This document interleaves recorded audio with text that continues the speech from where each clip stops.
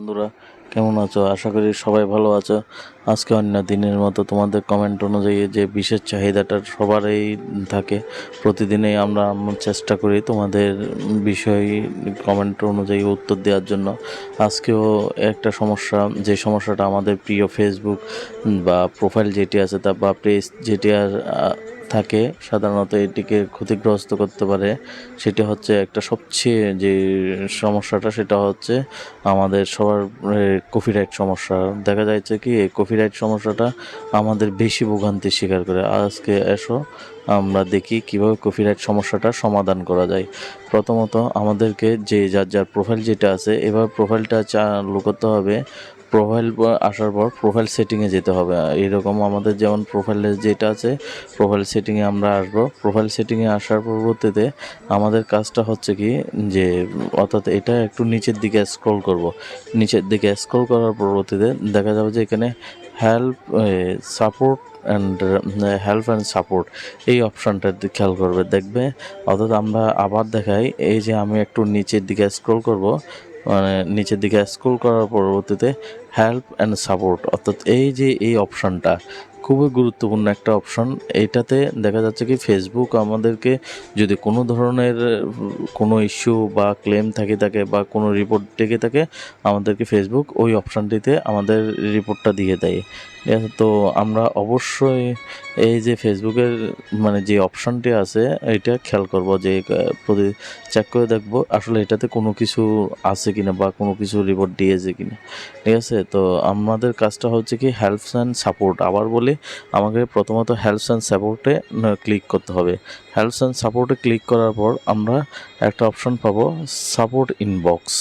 ঠিক আছে, এই সাপোর্ট ইনবক্স এটা হচ্ছে ফেসবুক যদি কোনো কারণে আমাদের কোনো ধরনের ক্লেম অথবা কমপ্লেন অথবা কেউ রিপোর্ট করে থাকে, তাহলে সাথে সাথে ফেসবুক এই সাপোর্ট ইনবক্স এই অপশানটিতে আমাদেরকে জানিয়ে দেয় যে কে কে কী রিপোর্ট দিয়েছে অথবা কোন জায়গায় আমাদের কপিরাইট আছে। তো অবশ্যই আমরা সাপোর্ট ইনবক্সটাতে ক্লিক করব।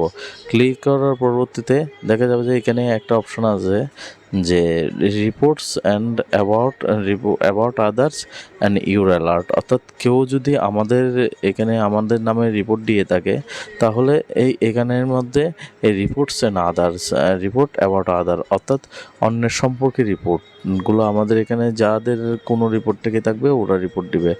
আর আমার অ্যালার্টের মধ্যে বিশেষ করে কপিরাইট সংক্রান্ত অ্যালার্ট এখানের মধ্যে আমাকে এখানে দিয়ে দিবে। আসুন আমরা দেখি এখন রিপোর্টস অ্যাবাউট আদার অপশানটাতে কি দিয়েছে। যেমন আমার এখানে কোনো কপিরাইট নাই, তাই আমাকে নো রিপোর্ট দিয়েছে, মানে আমাদের এখানে কোনো ধরনের সমস্যা নাই। কিন্তু যাদের সমস্যা থাকবে তাদেরকে অবশ্যই ফেসবুক এটা জানিয়ে দেবে যে আপনার এখানে এই গানটিতে সমস্যা অথবা এই ভিডিওতে সমস্যা। আচ্ছা, তারপর দেখি ইউর অ্যালার্ট এই অপশানটিতে দেখা যাচ্ছে কি এই নো ভ্যালুয়েশন। দেখেন আমাদের এখানে কোনো ধরনের ভ্যালুয়েশন হয় নাই, অর্থাৎ আমাদের এখানে কোনো অ্যালার্ট বা কোনো কারো ক্লেম নাই। তো সুতরাং আমাদের ফেসবুক এটা জানিয়ে দিয়েছে। যদি আপনাদের এখানে কোনো ধরনের কপিরাইট থেকে থাকে, অবশ্যই এখানে ওই কপিরাইটের অপশনটা, যদি আমাদের কাছে কপিরাইট আসে তাহলে এরকম একটি পেজ দেখাবে, যেটাতে বলে দেবে there are change to your video, অর্থাৎ এখানে কপিরাইট পাইছে। One or more action were applied to your video because of a copyright miss. তো এই যে ভিডিওটিতে অথবা যেটিতে কপিরাইট পাইছে সেটি আমাদের সামনে উপস্থাপন করা হলো।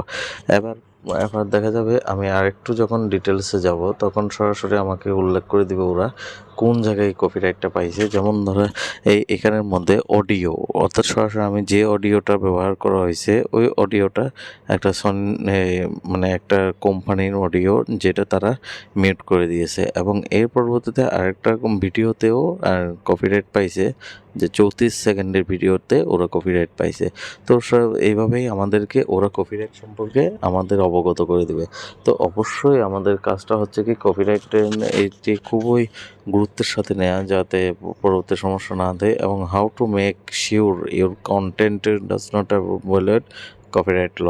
তোর সাথে সাথে আমাদেরকে কী করতে হবে, যখন এই জিনিসগুলো দেখবো আমাদেরকে কপিরাইট নিউজও ওরা দিয়ে দিয়েছে, আমরা কন্টিনিউতে চাপ দিব। কন্টিনিউতে চাপ দেওয়ার সাথে সাথে আমাদেরকে 3টা অপশন দেখাবে। একটা হচ্ছে অ্যাকসেপ্ট চ্যালেঞ্জ, মানে 3টে অপশন, এখানে 3টে আবার বলে আমাদেরকে ওরা 3টে অপশন দেখাবে।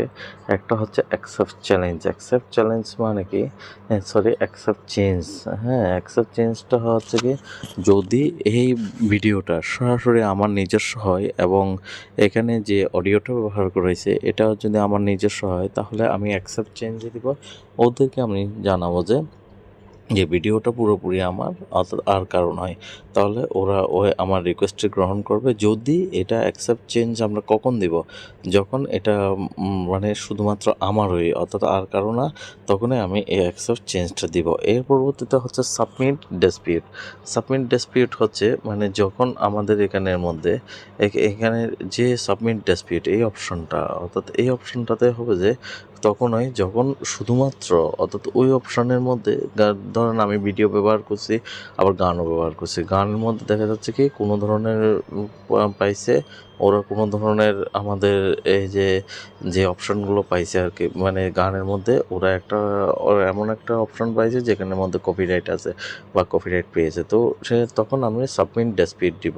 অর্থাৎ আমাদেরকে দেখা যাবে যে কি 20% অথবা কোনো একটা যায় আছে 20% অপশন তাদেরকে আমাকে শেয়ার করতে হবে আমার ইনকাম হতে, তখন আমি সাবমিট ডিসপিউট দিব। আর রিমুভ ভিডিও দিব যে যখনই, তখন রিমুভ আমরা ভিডিও দিব যখন ওই পুরা এটা আমার অপশন, আমার ভিডিও না এবং অডিওটাও আমার না, সরাসরি আরেকজনের কপি, আমি আরেকজনের ভিডিও বা অডিও আমি কপি করে আমার এখানে বসাই দিয়েছি, এখানে ভিডিও এবং অডিও দুইটাই আমার না, তখন আমি রিমুভ ভিডিও দেবো। কারণ অবশ্যই আমি যদি রিমুভ না করি, এই যে এখানের মধ্যে যদি আমি রিমুভ ভিডিওটা না দিই, তাহলে দেখা যাবে যে কি একটা সময় গিয়ে এটা আমার চ্যানেলের জন্য ক্ষতি হবে এবং আমার পেজের জন্য ক্ষতি হবে, ঠিক আছে? তাই অবশ্যই আমি এই কাজটা করব।